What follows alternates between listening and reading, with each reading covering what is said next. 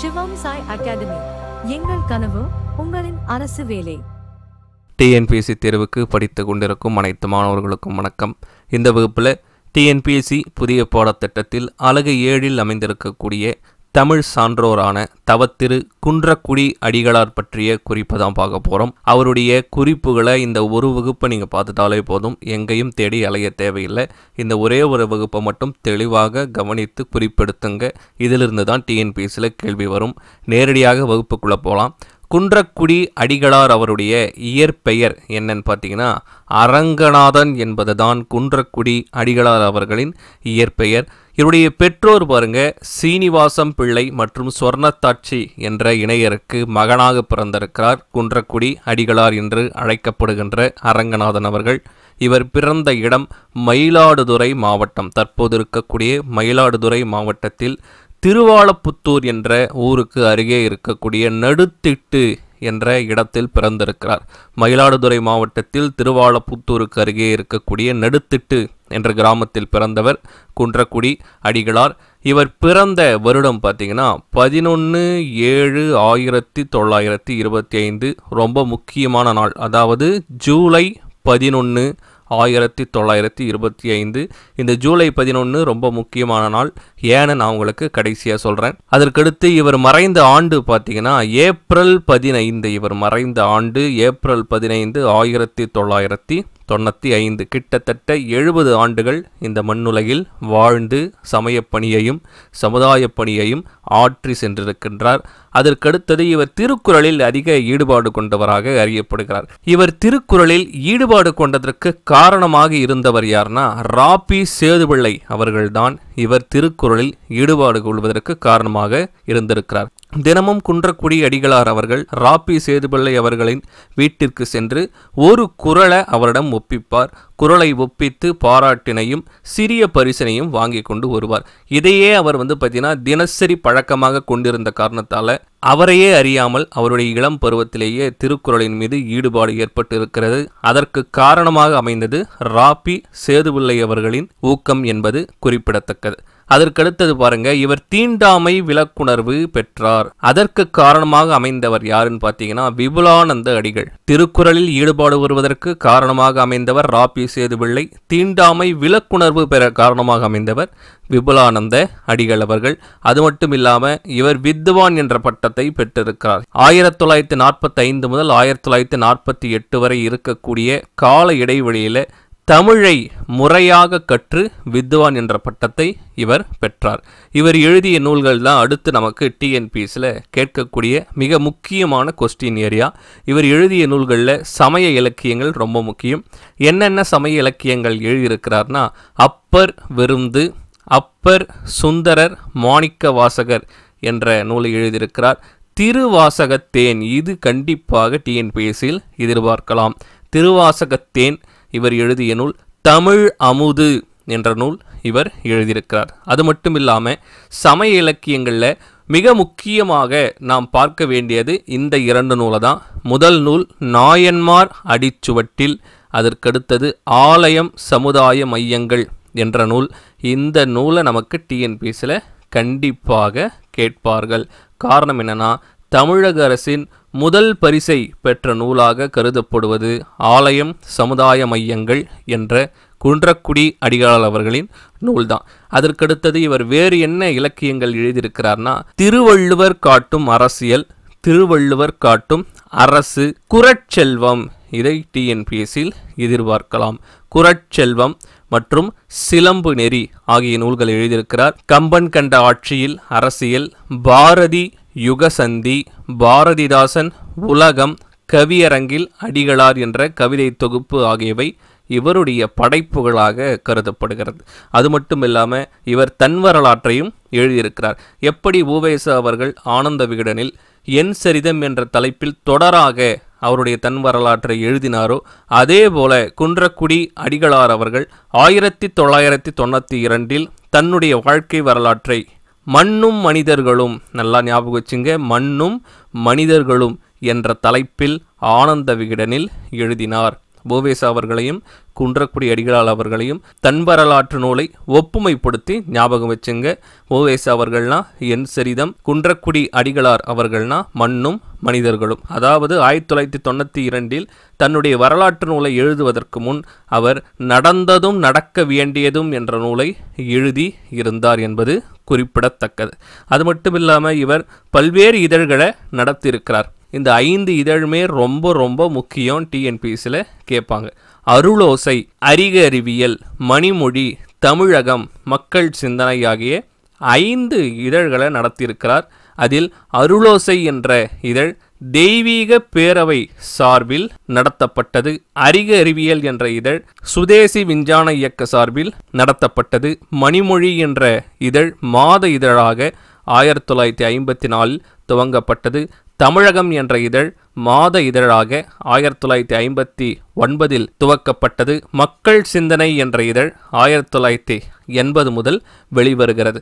இவை அனைத்துமே இவர் நடத்திய இதழாக அறியப்படுகிறது. இதை அப்படியே டிஎன்பிஎஸ்சில் நமக்கு கேட்பாங்க. அடுத்தது இவருடைய பணிகளை பற்றி நம்ம பார்க்க போகிறோம்.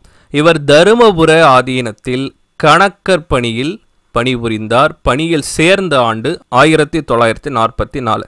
எந்த ஆண்டு நீதி கட்சி திராவிடர் கழகமாக மாறியதோ அதே ஆண்டுதான் தருமபுர ஆதீனத்தில் கணக்கர் பணியில் இவர் சேர்ந்தார். இவர் ஆதீனத்தில் பணிபுரிந்து கொண்டிருந்த பொழுது இவரை துறவு நெறிப்படுத்தி இவரது பெயரை கந்தசாமி தம்பிரான் என மாற்றியவர் யார்னா தருமபுர ஆதீனத்தின் 25வது பட்டம் பெற்ற சுப்பிரமணிய தேசிய ஞானசம்பந்த பரமாச்சாரியார் என்பவர்தான். இப்போ இவருடைய இயற்பெயர் அரங்கநாதன். இவர் பின்னர் எப்படி அழைக்கப்பட்டார்னா தருமபுர ஆதீனத்தில் கந்தசாமி தம்பிரான் என பெயர் மாற்றப்பட்டு அழைக்கப்பட்டார்.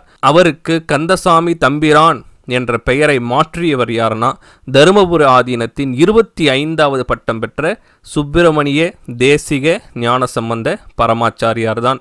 இப்போ அரங்கநாதர் என்பவர் தற்போது என்னவென்று அழைக்கப்பட்டிருக்கிறார்னா கந்தசாமி தம்பிரான் என்று அழைக்கப்பட்டிருக்கிறார். எந்த வருடம் இந்த பெயர் மாற்றம் நடைபெற்றதுன்னா 1945 நடைபெற்றது. அன்றைய நாள் முதல் இவர் தம்பிரான் என்று அழைக்கப்பட்டார். அதற்கடுத்து 4 ஆண்டுகள் கழித்து 1949 செப்டம்பர் 5ஆம் ஆண்டு தருமபுர ஆதீனத்தின் இளவரசராக கந்தசாமி தம்பிரான் அவர்கள் பட்டம் வழங்கப்பட்டார். அதாவது அரங்கநாதர் அவர்கள் கந்தசாமி தம்பிரானாக மாறி 1949 தருமபுர ஆதீனத்தின் இளவரசராக மாற்றம் பெறுகிறார். அவர் இளவரசராக மாற்றம் பெற்ற பிறகு அவருக்கு ஒரு பெயர் சூட்டப்படுகிறது. அந்த பெயர் அருணாச்சல தேசிக பரமாச்சாரிய சுவாமிகள் என்பதுதான். இப்போ இவருக்கு தற்போது 3 பெயர்கள் ஆகிடுச்சு. முதல் பெயர் அரங்கநாதன், அதுதான் அவருடைய இயற்பெயர். அதற்கடுத்தது கந்தசாமி தம்பிரான் என்பது தருமபுர ஆதீனத்தில் துறவு வாழ்க்கை மேற்கொண்ட பிறகு இவருக்கு சூட்டப்பட்ட பெயர். அதற்கடுத்தது 1949 இவர் இளவரசராக மாற்றப்படுகிறார் தருமபுர ஆதீனத்திற்கு.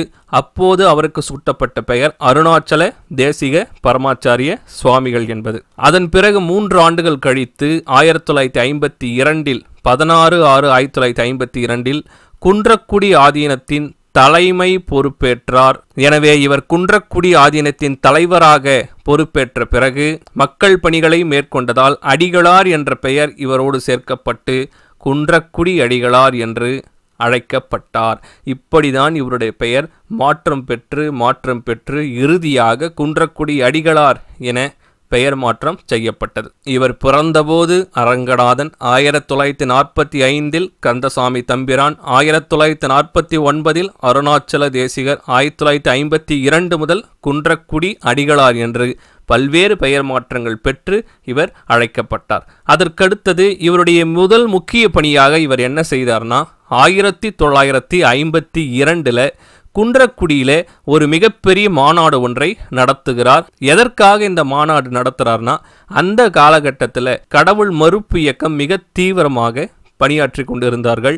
அதனை எதிர்க்க இவர் பல்வேறு சான்றோர்களையும் தமிழ் அறிஞர்களையும் ஒன்று கூட்டி குன்றக்குடியில் ஒரு மாநாடை நடத்துகிறார். அந்த மாநாட்டின் விளைவாக ஒரு அமைப்பு உருவாகிறது.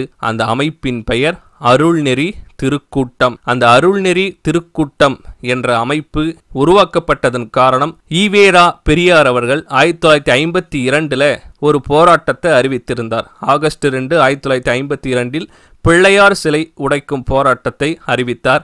அதனை எதிர்த்து செயல்பட உருவாக்கப்பட்டதுதான் இந்த அருள்நெறி திருக்கூட்டம் என்பது. அதனை உருவாக்கியவர் குன்றக்குடி அடிகளார் அவர்கள். அதற்கடுத்தது அருள்நெறி திருக்கூட்டத்தின் முதல் மாநாடு எங்கே நடைபெற்றதுன்னு பார்த்தீங்கன்னா 1954 தேவக்கோட்டையில் நடைபெறுகிறது. அன்றைய காலகட்டத்தில் 1954 காலகட்டத்தில் பெரியார் அவர்களின் மிகப்பெரிய எதிரியாக பார்க்கப்பட்ட ராஜாஜி அவர்கள் அந்த கூட்டத்திற்கு தலைமை வகிக்கிறார். அருள்நெறி திருக்கூட்டத்தின் முதல் மாநாடு நடைபெற்ற இடம் தேவக்கோட்டை. தலைமை தாங்கியவர் ராஜாஜி அவர்கள். அதற்கடுத்த வருடம் 1955 அருள்நெறி திருப்பணி மன்றம் என்ற ஒரு அமைப்பை உருவாக்குகிறார். 1966 தெய்வீக பேரவை என்ற அமைப்பையும் உருவாக்குகிறார். இந்த தெய்வீக பேரவை என்ற அமைப்பு உருவாக்கப்பட்டதன் காரணம் தமிழக ஆலயங்களை பாதுகாக்கவும் மற்றும் சமயத்தை பரப்புவதற்காகவும் இந்த அமைப்பு உருவாக்கப்பட்டது. இந்த அமைப்பிற்கு குன்றக்குடி அடிகளார் அவர்கள் 1969 முதல் 1976 வரை தலைவராக செயல்பட்டார் என்பது குறிப்பிடத்தக்கது. 1972 குன்றக்குடி அடிகளார் அவர்கள் என்ன செய்கிறார்னா ரஷ்யாவிற்கு பயணம் மேற்கொள்கிறார். அதாவது சோவியத் யூனியனுக்கு பயணம் மேற்கொள்கிறார். பயணம் மேற்கொண்டு முடித்த பிறகு இந்தியாவில் வந்த உடனேயே அவர் ஒரு திட்டத்தை துவங்குகிறார். அந்த திட்டம்தான் குன்றக்குடி கிராம திட்டம். குன்றக்குடி கிராம திட்டத்திற்கான நோக்கம் என்னன்னா, குன்றக்குடி கிராமத்தை தன்னிறைவு கிராமமாக மாற்ற வேண்டும் என்ற நோக்கத்தில் உருவாக்கப்பட்டது. உருவாக்கப்பட்ட ஆண்டு 1973. 1972 ரஷ்யா பயணம் மேற்கொள்கிறார். 1973 குன்றக்குடி கிராம திட்டத்தை உருவாக்குகிறார். குன்றக்குடி கிராமத்தை முன்மாதிரி கிராமமாக மாற்றுவதற்கு ஸ்டார் என்ற ஒரு கொள்கை வரவை உருவாக்குகிறார். ஸ்டார்னா சயின்ஸ், டெக்னாலஜி, அக்ரிகல்ச்சர், ரிலீஜியன் என்பதுதான் ஸ்டார் என்பதன் விரிவாக்கம். அந்த ஸ்டார் என்ற கொள்கை வரைவை அடிப்படையாக வைத்து குன்றக்குடி கிராமத்தை முழு தற்சார்பு கிராமமாக மாற்றுவதற்கு அவர் முயற்சிகளை மேற்கொண்டார். அதற்கடுத்தது திருக்குறள் பேரவை என்ற பேரவையையும் அவர் உருவாக்கியிருக்கிறார். உருவாக்கிய ஆண்டு அதே 1973 ஆண்டு தான். இந்த பேரவை உருவாக்கப்பட்டதற்கான காரணம் திருக்குறள் பற்றிய ஆய்வு அரங்குகளை ஒருங்கிணைத்தல் என்பதுதான்.